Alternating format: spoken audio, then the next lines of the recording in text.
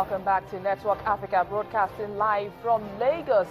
According to Egyptian investigators, the flight data recorders from an Egypt Air jet crash, which crashed in the Mediterranean last month, are expected to stop emitting signals come June the 24th. As a result, search boats are working against the clock to retrieve them. The black boxes are nothing short of crucial to investigators, as there's not enough information to explain why flight MS-804 crashed on May the 19th, killing all 66 people on board.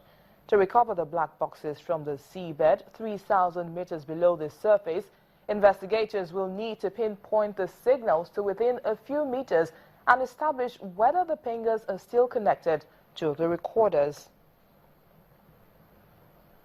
Well, the Voice of America's Edward Yermanin is in Cairo for us and joins us now on the program. Edward, thanks again for your time. My pleasure. Now, June the 24th is just around the corner. Is there any word on the progress the investigators might have made in finding the black boxes?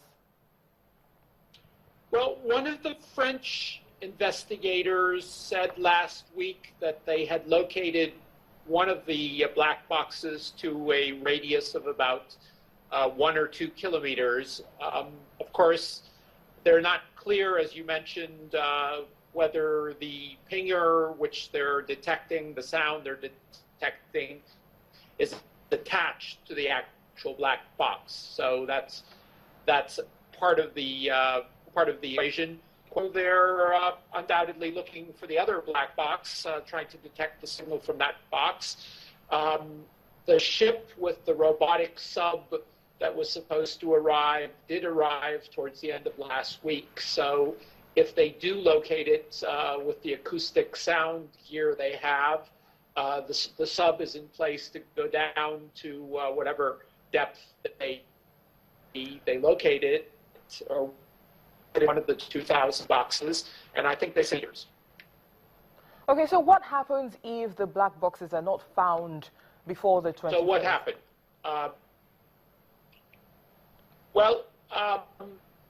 You know, if you look at the consensus of people who are betting on this, they are saying that the final moments of the plane, that it veered to the left and then to the right and did a 360-degree turn, indicate that it was probably not an explosion. The fact it received warning signals or gave out warning signals of smoke in the cockpit or under the cockpit equipment, lead them to believe that it was some kind of an electrical fault rather than an explosion. The Egyptian investigators admitted that this was what happened, that the plane did turn one direction, and some structural engineers say this was probably more than the plane could physically take, so it perhaps broke apart at that point. But of course, they really can't make any definite conclusion until they find black boxes, and I think that's what they're concentrating on right now. And so is the focus just on the black boxes, or are there other crucial parts that are still being searched for?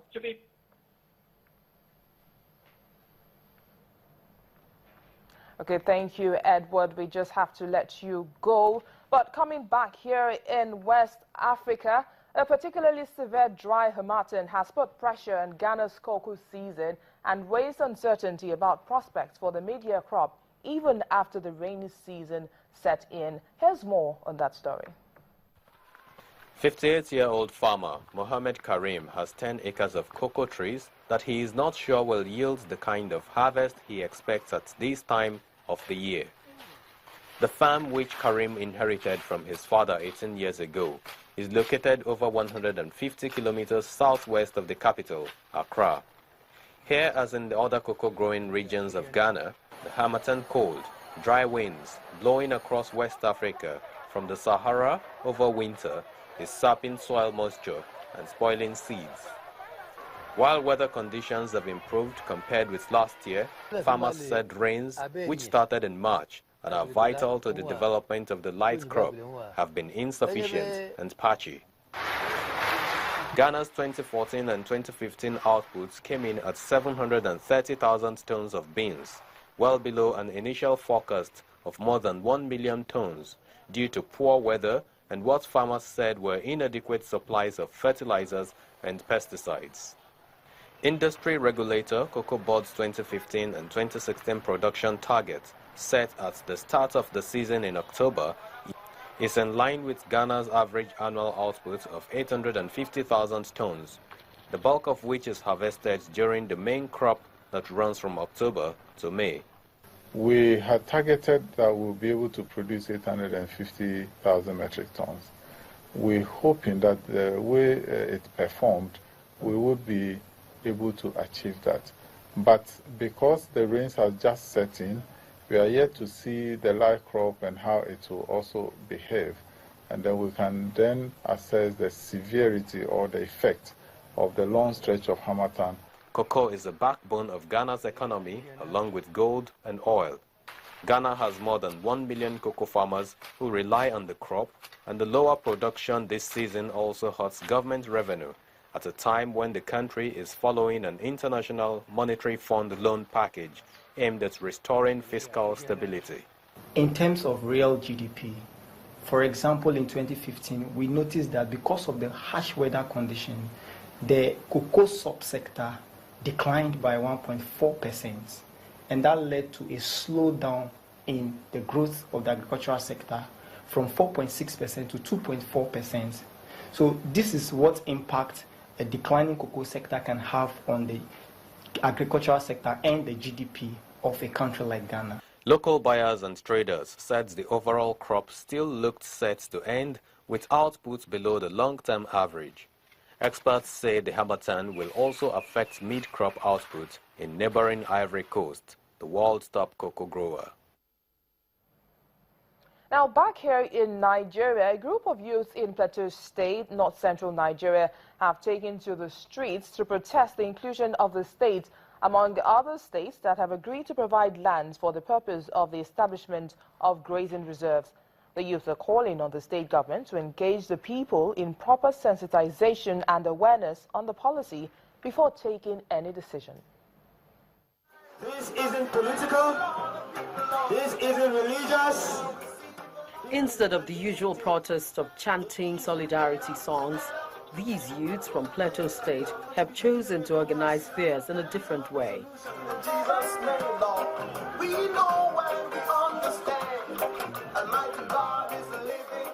They are protesting the federal government's decision to provide lands for herdsmen, all under the watchful eye of security officials. Reiterating the concerns of youths, convener and leader of the firm expresses fears on government's action, which he says can jeopardize the relative peace being enjoyed in the state. That we need to be consulted so that we're able to know what really the policy entails. And from the intervention and consultation with security agencies, we agreed that government should go and look into this issue very well, and we have given them an ultimatum of 1 week to be able to get back to us. Whichever group is agitated, they have right to express their opinion. So we did not say they should not express their opinion, but it has to be in a peaceful manner. And that they have done. They have presented their papers, and the representative of the government has responded. So I think everything is in order. There is peace. Meanwhile, the state government has denied its involvement in taking any decision on the grazing reserve policy. Plateau State has not adopted. Still to come on Network Africa, an update on the trial of Oscar Pistorius. Please join us again.